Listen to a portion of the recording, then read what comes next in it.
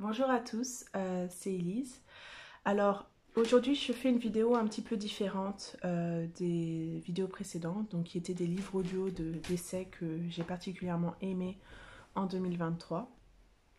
Et donc en fait je souhaitais parler un peu de mon expérience en tant que personne voilà, qui a lu peut-être une dizaine de livres en 2022, mais qui a lu 105 livres en 2023, et d'un petit peu donner des conseils au niveau de comment lire de manière plus régulière, comment lire plus, comment vraiment se dédier un peu plus à la lecture. Et peut-être je ferai une vidéo si vous êtes intéressé à l'avenir avec ce que lire plus m'a appris, peut-être. Alors, au niveau, avant de commencer avec les conseils pour la lecture, je souhaitais donner mon expérience avec la lecture et vous expliquer un petit peu d'où vient mon amour de la lecture, etc. Donc en fait, moi je viens d'une famille où mon père ne lit pas trop. Par contre, ma mère, et, mes sœurs et moi, nous lisons énormément. Donc nous avons toujours une bibliothèque, excusez-moi, j'étais en train de penser en anglais, une bibliothèque assez chargée à la maison. Ma mère lisait beaucoup de classiques, beaucoup de romans populaires, de thrillers, et elle continue à lire énormément maintenant qu'elle est à la retraite. Et mes sœurs et moi, nous avons aussi toujours beaucoup lu. Ma grande sœur, je crois qu'elle aimait beaucoup les livres d'amour, notamment de Barbara Cartland, Jane Austen, ce genre de choses. Ma petite sœur et moi, on aimait beaucoup le fantastique. Je crois que ma petite sœur aime aussi beaucoup les thrillers et les policiers, ce genre de choses. Moi, j'étais vraiment à fond dans le fantastique, donc le Hobbit, Harry Potter, The Southern Charm Mysteries, donc les livres qui ont inspiré la série télévisée de True Blood, ce genre de choses. J'aimais aussi beaucoup la littérature young adult, ce genre de choses. Donc j'ai toujours grandi avec beaucoup de livres disponibles. Dès que nous souhaitions un livre, quand nous étions petites, ma mère nous l'achetait systématiquement. Nous allions à la bibliothèque municipale, à la médiathèque, occasionnellement, ce genre de choses. Donc il y a vraiment une valorisation de la lecture en fait dans ma famille. Et donc j'ai toujours voilà, beaucoup aimé les livres, et c'est très difficile pour moi de ne pas acheter de livres, même si mon budget ne l'autorise pas vraiment, parce que je n'ai jamais associé l'achat d'un livre avec une dépense extra. Donc voilà. Alors, j'ai toujours beaucoup lu avant 2021-2022. Je lisais peut-être en moyenne une quarantaine de livres par an, ce qui est, je pense, plutôt pas mal. Je pense que c'est une bonne moyenne. Mais en 2021 et en 2022, je crois que j'ai dû lire une vingtaine de livres en 2021 et une dizaine de livres en 2022, et il y a des raisons pour ça. Donc la raison principale, c'est qu'en 2021 et 2022, j'ai fait un cours, j'ai fait une formation de joaillier, et donc je me levais tous les matins et j'avais cours de 10h jusqu'à 1h de l'après-midi, du lundi au vendredi, et par la suite, tous les jours de la semaine, de à peu près 2h jusqu'à 9h du lundi au dimanche, je donnais des cours de français, qui est un peu mon activité professionnelle. Donc je donnais des cours de flux. Et donc, comme vous pouvez vous imaginer, avec un emploi du temps aussi chargé, eh bien je n'avais pas le temps de m'asseoir et de lire après ma journée voilà, de formation le matin et de donner des cours toute l'après-midi. Eh bien j'étais extrêmement fatiguée le soir, et donc j'avais du mal à m'installer et à lire, parce que voilà, effectivement, il faut beaucoup d'énergie mentale que je n'avais plus après autant d'heures de travail. Donc, à partir de décembre 2022, j'étais à la campagne en France pour les fêtes de fin d'année, et donc comme chez ma mère, Internet n'est pas très performant, et bien durant mon temps libre, au lieu de regarder la télévision qui avait vraiment des programmes limités, etc., et bien je lisais. Et donc ça m'a redonné l'amour de la lecture. Et j'ai commencé à relire beaucoup en décembre 2022. Donc, au niveau de la lecture, j'ai pas commencé l'année en me disant je vais lire 100 livres minimum durant l'année. C'est quelque chose en fait qui s'est développé après plusieurs mois où je lisais beaucoup. Je me suis donné le mini challenge, est-ce que je pourrais lire 100 livres cette année. Et donc on va parler un petit peu des conseils, de comment j'ai choisi les livres que j'ai lus, etc., etc. Alors, Au niveau de mes conseils, le premier conseil que j'aurais à donner, il n'est pas en rapport avec la lecture, mais c'est de dormir et de faire une sieste si vous avez besoin. Alors, on vit dans une société où malheureusement la plupart des gens ne peuvent pas choisir comme moi de commencer leur journée de travail à midi, 1 heure ou 2 heures d'après-midi, leur laissant le temps de dormir autant qu'ils veulent le matin. Donc, moi je suis une personne qui a le plus d'énergie l'après-midi. Donc, à partir de midi jusqu'à peut-être minuit, 1 heure, j'ai beaucoup d'énergie et donc je peux travailler au mieux durant ces heures-ci. Malheureusement, dans la société, la plupart des jobs, des emplois sont de 9 heures à 5-6 heures du soir. Et donc pour les personnes qui sont comme moi, des personnes de l'après-midi ou des couches-tard ou des gens qui sont beaucoup plus performants le soir ou la nuit, eh bien, ils travaillent un peu contre leur corps. Et c'est pour ça que certaines personnes peuvent se réveiller à 5-6 heures du matin et pour eux, ils ont beaucoup d'énergie, ils vont à la salle de sport, ils travaillent, etc. Mais ils se couchent très tôt. Et quand une personne qui est plus d'après-midi ou du soir, de la nuit, en fait, essaye de se forcer à suivre ce rythme, eh bien, ils auront besoin de dormir beaucoup plus, ils seront beaucoup plus fatigués parce qu'ils travaillent contre leur corps.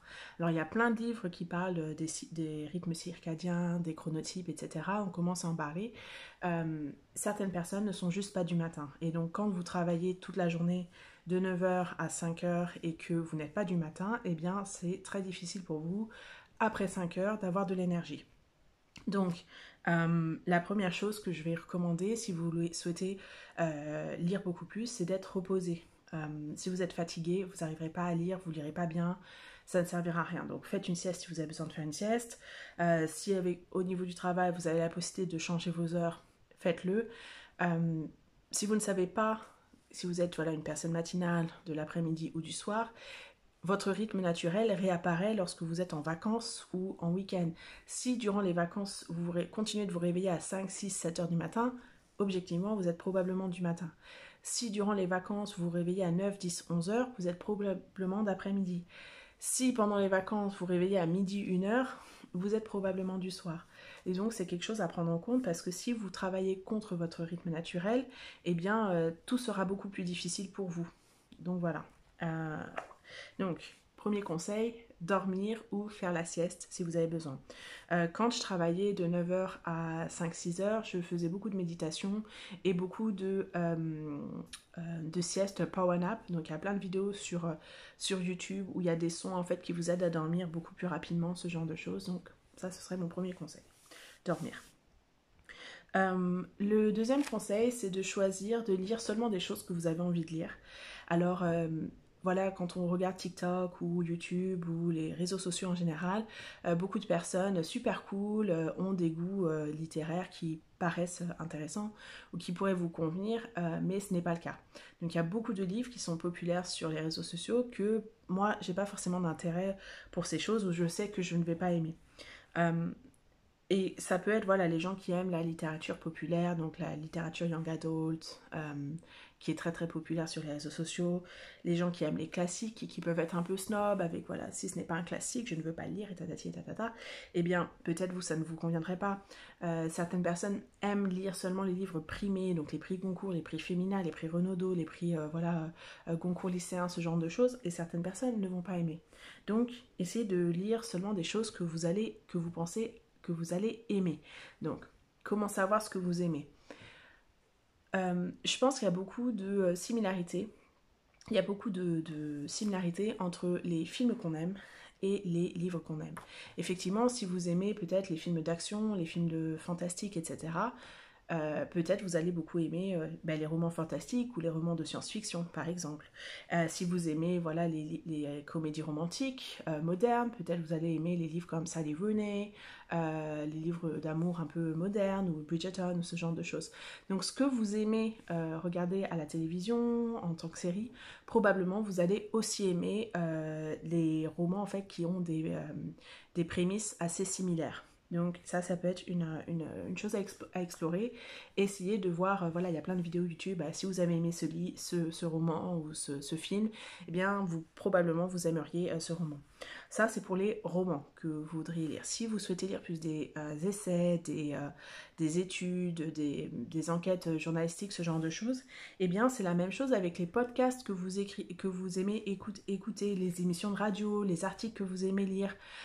Moi, j'aime beaucoup lire, par exemple, sur l'inégalité, les classes sociales, le féminisme, ce genre de choses. Et donc, forcément, quand j'essaie de lire des choses de non-fiction, en fait, eh bien, je me tourne vers ces choses pour lesquelles j'ai un intérêt particulier.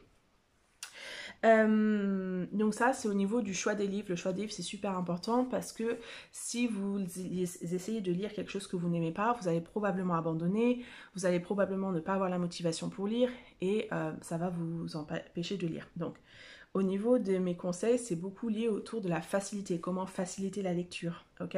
Plus ça va être facile pour vous de lire et plus vous allez vouloir le faire et vouloir continuer. Alors, le troisième conseil que j'ai, qui a beaucoup de choses autour, voilà, de cette facilité, c'est de développer une habitude de lecture. Alors, bon, c'est facile de dire développer une habitude de lecture comme ça, voilà. Alors, quand vous ne lisez surtout presque jamais, essayez d'associer un moment pour lire avec un autre moment que vous devez faire. Par exemple, que vous devez faire ou que vous faites régulièrement, pour le moment.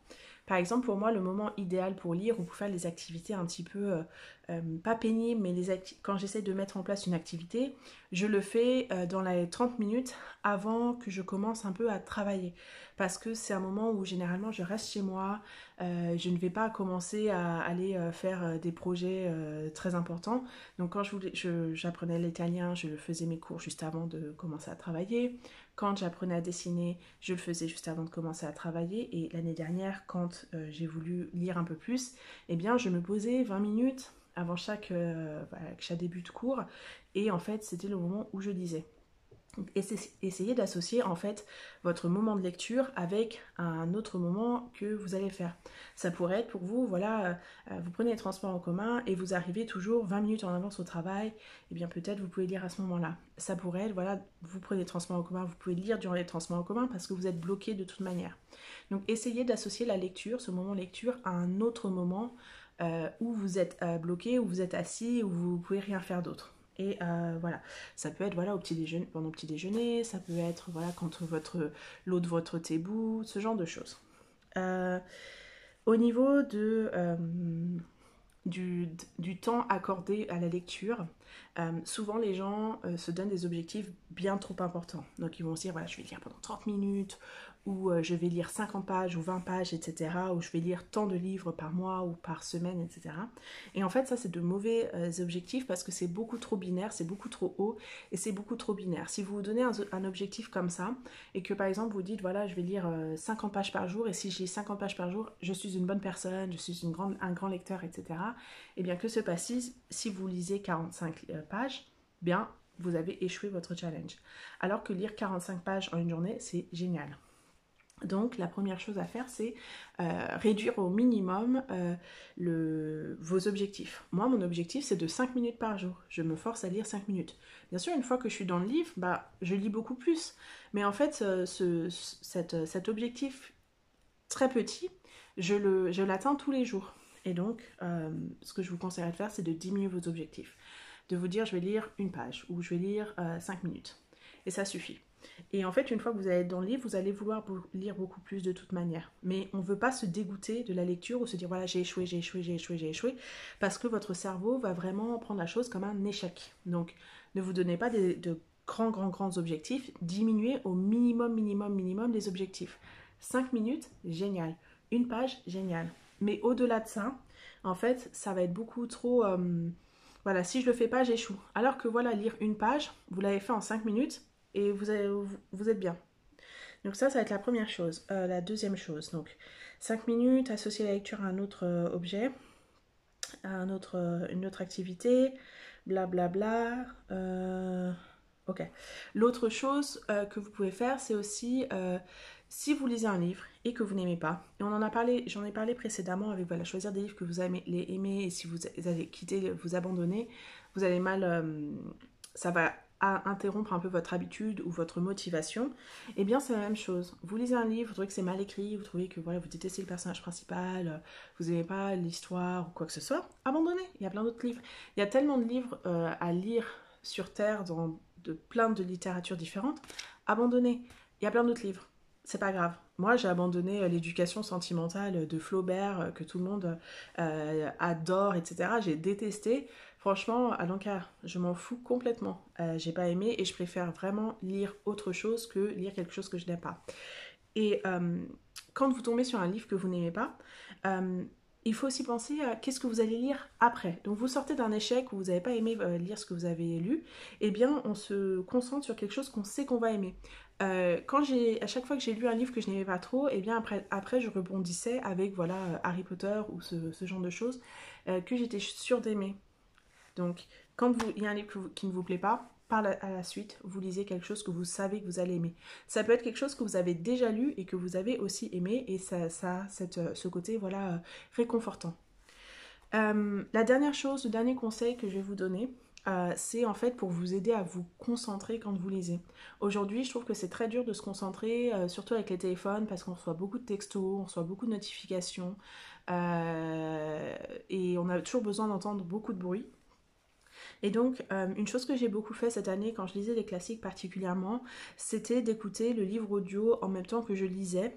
Et en fait, ça engageait beaucoup tous mes sens. Donc mes yeux étaient engagés par la lecture, mes mains étaient engagées dans le livre que je tenais. Mes oreilles écoutaient le livre audio, et donc j'étais vraiment, en fait, mes sens étaient complètement en fait pris, et ça m'empêchait de regarder mon téléphone et de me distraire toutes les 5 minutes. Donc ça, c'est un conseil que je peux vous donner. Écoutez le livre audio quand il est disponible. Il y en a plein sur YouTube qui sont disponibles. Sinon, vous avez Audible, mais bien sûr, c'est payant. Donc voilà, écoutez le livre audio et lisez en même temps. Parce que si vous écoutez que les livres audio, eh bien voilà, vos mains vont être libres. Vous allez pouvoir aller sur Internet, vous allez pouvoir regarder TikTok, etc. Et donc dans ce cas-là, vous n'allez pas forcément prêter attention à ce que vous êtes en train d'écouter. Donc il y a plusieurs livres que j'ai lus dont les livres audio n'étaient pas disponibles, et dans ce cas en fait je vous conseille d'écouter de la musique en fait sans parole, donc type musique classique que moi je préfère, du jazz ou la musique lo-fi, ça peut très bien fonctionner. Il y a plein de vidéos lo-fi pour se concentrer, mais voilà, surtout des sons sans musique. Sans parole. Voilà pour mes conseils. Donc je vais répéter rapidement. Donc dormir ou s'assurer qu'on est bien reposé. La deuxième chose, c'est choisir des livres qu'on sait qu'on va aimer, peu importe des tendances, peu importe des classiques, peu importe des livres primés. Vous lisez ce que vous avez envie de lire. La troisième chose, c'est développer une habitude. Donc on réduit au minimum nos objectifs donc de lecture. Donc on va se dire peut-être 5 minutes, une page, ce genre de choses par jour. Deuxième chose pour créer une activité, c'est d'associer la nouvelle activité, la nouvelle habitude de lecture à quelque chose qui est déjà bien ancré dans nos habitudes, comme voilà, aller au travail, prendre les transports en commun, prendre son petit déjeuner, et associer les deux afin de vraiment stabiliser cette habitude. Et le dernier conseil, c'est autour de la concentration, et donc d'écouter de la musique. D'écouter de la musique classique, d'écouter de la musique sans parole, ou d'écouter le livre audio si nécessaire. Voilà, j'espère que ça vous a été utile cette petite vidéo. C'est tout pour moi, c'est déjà très très long. Merci beaucoup, à la prochaine. Bye.